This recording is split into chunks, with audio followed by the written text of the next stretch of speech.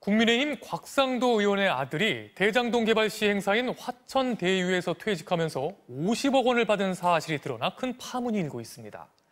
6년이란 대리급 사원이 퇴직금 등으로 50억 원을 받은 걸 두고 여러 의혹이 일고 있는데요. 곽 의원 아들은 몸이 상하면서까지 열심히 일한 대가라고 주장했습니다. 먼저 김재경 기자의 보도입니다.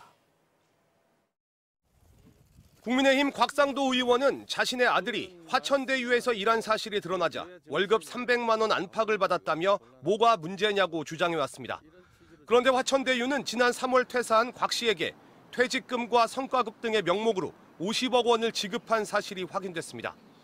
2015년 6월부터 올해 3월까지 5년 9개월 정도 근무한 대리급 사원이 월급과 별도로 50억 원을 한 번에 받아 챙긴 겁니다. 곽 의원 아들은 문제가 없다고 해명했습니다.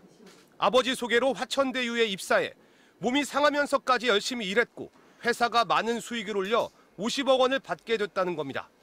곽 씨는 2020년 6월 퇴직금 포함 5억 원의 성과급 계약을 맺었는데 지난 3월 퇴사 직전 50억 원을 받는 것으로 계약이 변경됐다며 실수령액은 28억 원이라고 설명했습니다. 하지만 월급 300만 원에 7년 정도 일할 경우 통상적인 퇴직금은 2, 3천만 원 수준이어서 곽 씨의 해명은 납득하기 어렵다는 지적이 쏟아지고 있습니다. 특히 감사 보고서에 따르면 화천대유에서 지난 6년간 퇴사한 직원들에게 준 퇴직금을 모두 합쳐야 2억 5천만 원 수준. 그런데 대리급 사원 한 명에게 그 20배에 가까운 50억 원을 주는 게 말이 되냐는 겁니다. 박근혜 정부 청와대 민정수석을 지낸 곽상도 의원과 화천대유 대주주 김만배 씨, 화천대유 대표 이성문 씨는 대학 선후배로 알고 지낸 사이여서 50억 원을 준 진짜 이유는 따로 있을 거란 의혹도 나옵니다. 아들이 받은 퇴직금 50억 원이 우회 투자에 대한 대가인지 아니면 정치적으로 뒷배를 봐주고 대가를 받은 것인지 곽상도 의원은 직접 밝혀야 할 것입니다. 곽상도 의원은 화천대유 관계자들과 만난 적은 있지만 투자를 하거나 뇌물을 받은 적은 없다고 부인하고 있어 수사를 통한 진상규명이 불가피해 보입니다. MBC 뉴스 김재경입니다. 논란이 커지자 곽상도 의원은 국민의힘 탈당을 선언했습니다. 당내 대선 주자들로부터 중징계 요구와 함께 특검 주장까지 나오자 자진 탈당을 선택한 것으로 보입니다. 이어서 신수아 기자가 보도합니다.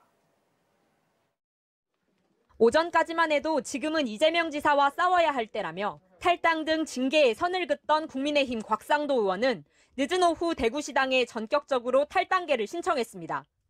곽 의원은 자신의 잘못을 구체적으로 이야기해달라며 반박도 했지만 50억 원이란 퇴직금은 납득하기 어렵다는 지적이 거세지자 불가피하게 탈당을 선택한 것으로 풀이됩니다. 국민의힘 대선 주자들이 읍참마속이란 표현을 써가며 징계 가능성을 거론한 것도 탈당에 영향을 준 것으로 보입니다. 실제로 유승민 전 의원은 50억 원을 받은 게 사실이라면 당장 제명 또는 출당해야 한다고 요구했고 원희룡 전 제주지사도 당이 먼저 깨끗해야 이재명 지사의 불법과 비리 의혹을 응징할 수 있다고 주장했습니다. 정권 교체에 걸림돌이 될 수 있는 특혜 의혹이나 도덕성 시비에 대해서는 우리가 엄격한 기준으로 엄벌하고 당 안팎 흐름이 긴박하게 전개되는 가운데 당 지도부는 방미중인 이준석 대표의 요청으로 긴급 최고위를 열어 중징계 여부를 논의하기 시작했습니다. 또 이와 함께 이번 기회에 모든 의혹을 밝혀내야 한다며 특검 도입을 거듭 요구하며 반전을 시도했습니다. 화천대유 말단 직원도 50억 원을 받았다고 합니다.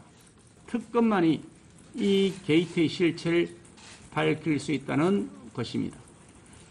홍준표 의원과 윤석열 캠프 측도 특검을 통해 국민 분노를 가라앉히고 모든 과정과 자금 흐름을 철저히 수사해야 한다고 요구하고 있어 이번 사태의 파장이 어디까지 이어질지 관심이 집중되고 있습니다. MBC 뉴스 신수아입니다.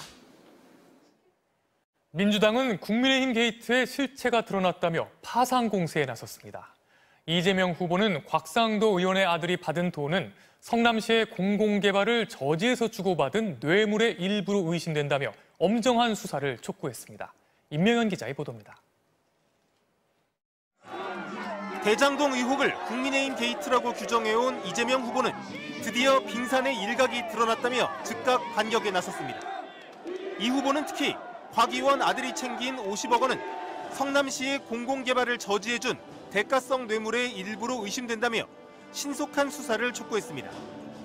곽의원 아들과 화천대유 고문이었던 원유철 전 의원, 이경재 변호사, 또 대장동 개발 실수혜자로 알려진 남모 변호사 등 지금까지 나온 화천대유 관계자들은 대부분 국민의힘 관련 인사라는 점도 다시 한번 강조했습니다. 국민의힘 덕에 기회 얻은 민간 업체에서 뇌물 받아가지고 챙긴 게 바로 국민의힘이다. 이게 팩트입니다. 그런 돈을 벌 수 있는 구조를 만든 게 문제란 곽 의원의 반박에는 국민의힘 시장이었다면 예정대로 민영 개발하고 5,500억 환수도 없이 다 해먹었을 거라고 받아쳤습니다. 화천대유 문제로 이재명 후보와 대립하던 이낙연 후보도 이번엔 고조를 마쳤습니다. 박근혜 정부 민정수석의 아들이 퇴직금 50억 원을 받았다고 합니다. 폭마전의 실체가 드러나고 있습니다. 다만 이 후보 측은 인허가권자이자 사업 설계자를 자처한 이재명 후보도 책임에서 자유롭진 못하다고 지적했습니다. 민주당은 가장 시급한 건 곽 의원 측에 대한 신속한 수사라며 곽 의원을 향해 의원직 사퇴와 수사 협조를 촉구했습니다. 또 야당이 요구하는 특검이나 국정조사는 물타기를 위한 거라며 거듭 선을 그었습니다. MBC 뉴스 임영현입니다. 어제 전남에 이어 오늘 전북 지역 투표 결과가 발표됐는데요. 이재명 후보가 1위를 탈환했습니다. 자, 경선 현장에 취재 기자 연결해 자세히 알아보겠습니다. 최경재 기자, 오늘 경선 결과 정리해 주시죠. 네, 흐름이 바뀔 수도 있나 싶었던 전북 경선에서 이재명 후보가 다시 한번 과반 압승을 거두며 대세론을 이어갔습니다. 이재명 후보는 54.55%를 득표해 1위에 올랐고 이낙연 후보가 38.48%로 2위에 올랐습니다. 추미애 후보가 5.2%를 득표해 3위였고 박용진, 김두관 후보가 뒤를 이었습니다. 이재명 후보는 오늘 승리로 누적 득표율도 53.01%로 끌어올렸고 2위 이낙연 후보와의 득표차도 12만 표 가깝게 벌렸습니다. 네, 어제 전남 지역에선 이낙연 후보가 첫 승을 거두긴 했지만 표차에도 많지 않았고 오늘 결과까지 이재명 후보가 흐름을 계속 이어가는 모습이네요. 그렇습니다. 어제 광주 전남에선 이낙연 후보가 100여 표 차이로 신승했지만 오늘 전북에서 이재명 후보가 7천여 표 차이로 서력하면서 호남 경선 승자는 이재명 후보에게 돌아간 셈이 됐습니다.